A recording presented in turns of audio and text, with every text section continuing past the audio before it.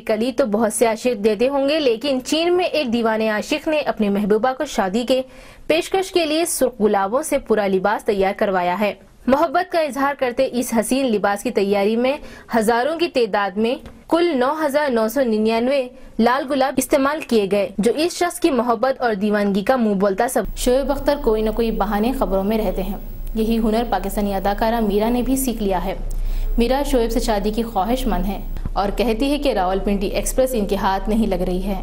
Shoaib Akhtar cricket کھیلے یا نہ کھیلے انہیں خبروں میں رہنے کا گر آتا ہے۔ کچھ ایسی ہی صورتحال لالی ووڈ کی اداکارہ میرا کے ساتھ بھی ہے، جنہوں نے اس بار انکشاف کیا ہے کہ ان کی شادی اسپیڈ اسٹار سے ہو سکتی تھی، لیکن اگر ان کی ٹرین میرا کے اسٹیشن پہ رکتی تو اداکارہ میرا کہتی ہے کہ شعیب اختر ان کے ہو سکتے تھے، لیکن 2 سال کی دوستی کو کبھی شعیب اختر نے سنجیدہ ہی نہیں لیا۔ میرا کہتی ہے کہ شعیب اختر کے ساتھ وہ سنجیدہ تھی، لیکن فاسٹ بولر طبیعت کے ہاتھوں مجبور تھے۔ تبھی انہوں نے جس روز میرا کو شادی کی پیشکش کی، اسی روز انہیں میرا کی کزن بھی شادی کے لیے اچھی لگی۔ میرا کا تو یہ بھی کہنا ہے کہ شعیب اختر کے چکر میں انہوں نے زندگی کا ایک قیمتی سال ضائع کیا ہے۔ کیٹ مڈلٹن پرنس ولیم سے شادی کے بعد شہرت کی بلندیوں کو چھو رہی ہے۔ کہتے ہیں شہرت ایک بار کسی کا گھر دیکھ لیتی ہے تو اس کا پیچھا نہیں چھوڑتی۔ کیٹ مڈلٹن کا بھی یہی حال ہے، اب وہ ہالی ووڈ فیشن کی لسٹ میں ٹاپ پر ہے۔ پرنس ولیم کی زندگی میں شامل ہونے کے بعد کیٹ مڈلٹن ہالی ووڈ فیشن لسٹ میں ٹاپ پر آ گئی ہے۔ فیشن کی بات ہو تو خواتین سب سے آگے نظر آتی ہے، لیکن اگر فیلڈ ہی شو بیس ہو تو اس دوڑ میں جیتنے کی سب کو خواہش ہوتی ہے۔ مگر بھلا ہو کیٹ مڈلٹن کا، جو پرنس ولیم سے شادی کے بعد فیشن لسٹ میں دوسرے سال بھی نمبر 1 ہے۔ فیشن کی اس ریس میں لیڈی گاگا بھی کیٹ سے پیچھے رہ گئی۔ لیڈی ڈائنا کی بہو کیٹ مڈلٹن اپنی اسٹائلش ڈریسنگ سے برطانیہ میں فیشن ٹرینڈ سینٹر مشہور ہو گئی ہے۔ دلچسپ بات یہ ہے کہ برطانیہ کی معاشی حالت بہتر بنانے کے لیے کیٹ مڈلٹن کا فیشن بھی اہم کردار ادا کر رہا ہے۔ اٹلی نے ملک کی معاشی صورتحال کے پیش نظر کہا ہے کہ روم 2020 میں اولمپک کھیلوں کی میزبانی کا متحمل نہیں ہے۔ اولمپک کے کھیلوں پر $12.5 بلین کے اخراجات کا اندازہ ہے۔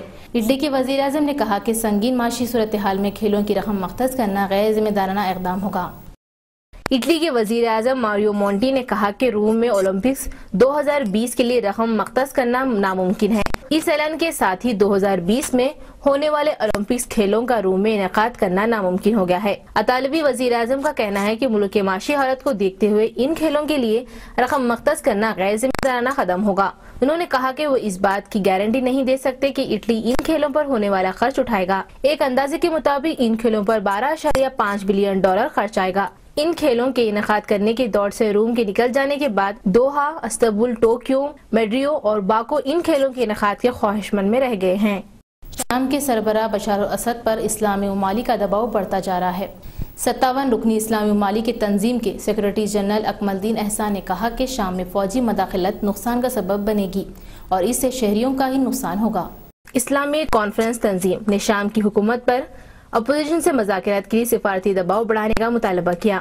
57 رکنی تنظیم کے سیکرٹری جنرل اکمل الدین احسان اگلو نے آسٹریلیائی دارالحکومت میں ایک تقریب سے خطاب کے دوران کہا کہ عراق، لیبیا اور صومالیہ کی صورتحال کو مد نظر رکھتے ہوئے یہ بات واضح ہے کہ شام میں فوجی مداخلت کا نقصان شام کے شہریوں کو ہی ہوگا۔ انہوں نے کہا کہ لیبیا، عراق اور صومالیہ میں غیر ملکی فوجی مداخلت نے ان ممالک میں مسائل حل کرنے کے بجائے صورتحال کو مزید خراب کر دیا ہے۔ انہوں نے کہا کہ ٹیونس میں 24 فروری کو ہونے والے اجلاس سے شامی حکومت پر دباؤ بڑھانے میں مدد ملے گی۔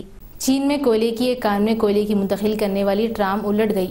اس حادثے میں 15 کارکن مزدور ہلاک ہو گئے، جبکہ 3 مزدوروں کو شدید زخمی حالت میں دواخانہ منتقل کیا گیا۔ چین کی گاڑی میں ٹرام گاڑی الٹنے سے 15 کارکن ہلاک اور 3 زخمی ہو گئے۔ وسطی چین کے ہنان شان میں آج صبح یہ واقعہ پیش آیا۔ انتظامیہ کی جاری بیان کے مطابق کان میں ٹرام گاڑی الٹ گئی، جس سے 15 کارکن ہلاک اور 3 زخمی ہو گئے۔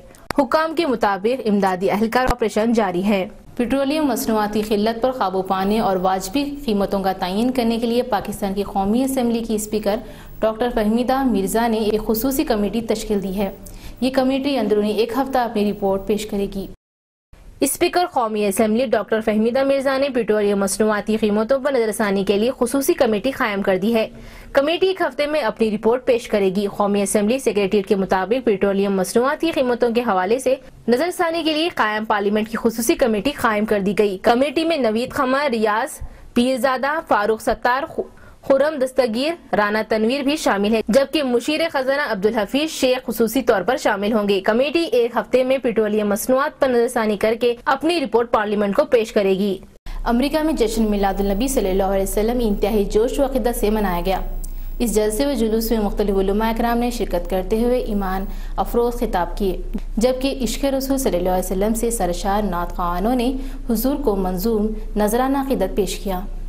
امریکہ کی ریاست ٹیکساس کے دو بڑے شہروں ہیوسٹن اور ڈیلس میں جشن عید میلاد النبی صلی اللہ علیہ وسلم مذہبی عقیدت و احترام کے ساتھ منایا گیا۔ ڈیلس میں ٹاؤن سے جلوس نکالا گیا، جس کے انتظامات مکہ مسجد، مدینہ مسجد، ضیاء القرآن سینٹر اور برکات القرآن سینٹر کی جانب سے کیے گئے تھے، جس کی قیادت پاکستان سے آئے ہوئے عالم دین اسکالر ڈاکٹر جمیل راٹھور، مقامی علماء علامہ سراج مصباحی، مولانا بابر رحمانی، قاری بلال احمد، مفتی حفیظ الرحمان، غلام جھانگڈا اور مولانا جبار نے کی۔ اس موقع پر شرکا سبز پرچم اور حضور صلی اللہ علیہ وسلم کے فرمان پر مشتمل خطبے اٹھائے ہوئے تھے۔ جلوس کے دوران مقامی نعت خواں امتیاز جان، چودھری محمد زمان، رضا علی، حبیب ایوب، شاہجہاں احمد، سائم زائی، طبیخور احمد، محمد زبیر بشیر، تبارک میاں نے نبی صلی اللہ علیہ وسلم کے حضور نذرانہ عقیدت پیش کیا، جبکہ فیضان آرائیں، ریا انگورا، معز حسن، سعد حسن، جواد طارق ہاشمی نے سیرت طیبہ صلی اللہ علیہ وسلم پر روشنی ڈالی۔ آخر میں محفل میلاد سے ڈاکٹر جمیل راٹھور، علامہ سراج مصباحی، قاری بلال احمد اور دیگر نے مخاطب کیا۔ دریاسنا ہیوسٹن میں جشن عید میلاد النبی صلی اللہ علیہ وسلم جلوس پاکستان سینٹر سے نکالا گیا، جس کی قیادت مفتی قمر الحسن، علامہ اویس، مولانا مسعود رضا خان، مولانا غلام زرخانی نے کی۔ اس کا اہتمام بزم مصطفیٰ ہیوسٹن کی جانب سے کیا گیا تھا۔ مقامی نعت خواں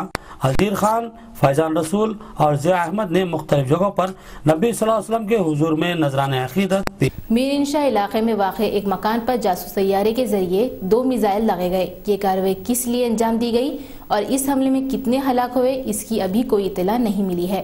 محتاط طور پر 6 افراد کی ہلاکت کا اندازہ قائم کیا گیا ہے۔ سرکاری ٹی وی رپورٹ کے مطابق ترک گن شپ ہیلی کاپٹروں نے عراق کی سرحد کے قریب صوبے سرناک میں باغیوں کے ٹھکانوں پر گولہ باری کی۔ حملے میں 10 باغی اور 2 فوجی اہلکار ہلاک ہو گئے، جبکہ فائرنگ کے تبادلے میں 4 فوجی اہلکار زخمی ہوئے۔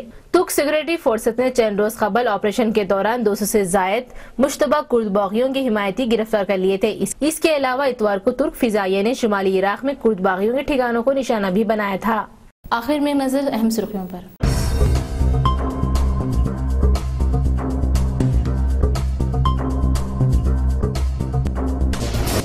چوری کے الزام میں گرفتار ملزم کی برہمی، ڈی سی پی آفس کی کھڑکی کا شیشہ توڑ کر کیا غصے کا اظہار۔ طلباء کی جانب سے پروجیکٹ نمائش میں شاہکار پیشکش، بچوں کی صلاحیتوں کو سراہا لوگوں نے۔ تلنگانہ یونیورسٹی سہولتوں سے محروم آراستہ کرنے اور اردو ذریعے تعلیم کو فروغ دینے وائس چانسلر کا عزم۔ محبت کے اظہار کے لیے ایک ہی گلاب کافی، لیکن محبوب گلاب کا لباس بنا دے تو کیا کہا جائے۔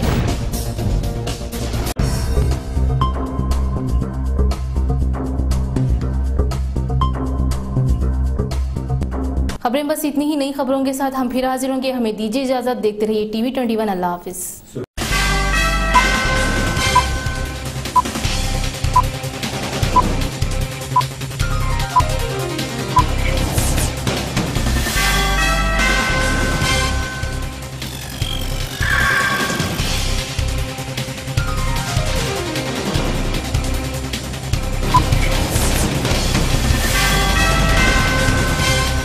رائل لیڈیز ایمپوریم، ہماری خصوصی پیشکش جو آپ کے حسن کو دوبالا کر دے۔ خوبصورت ملبوسات، dress material, cotton suits, ready made suits اور plain saris, designing saris, work saris بھی ہمارے یہاں دستیاب ہے۔ اور تو اور آپ کے حسن کو دوآتشہ بنانے ہم لائے ہیں جیولری، بینگلز، کاسمیٹک، اس کے علاوہ دیگر آرائشی اشیاء بھی ہمارے یہاں دستیاب ہے۔ ایک بار رائل لیڈیز ایمپوریم ضرور تشریف لائیے۔ ہمارا پتہ ہے رائل لیڈیز ایمپوریم، دبیر پورہ دروازہ، نیئر پیر پاشا مسجد، حیدرآباد۔ Phone number 9985048182 8885938247۔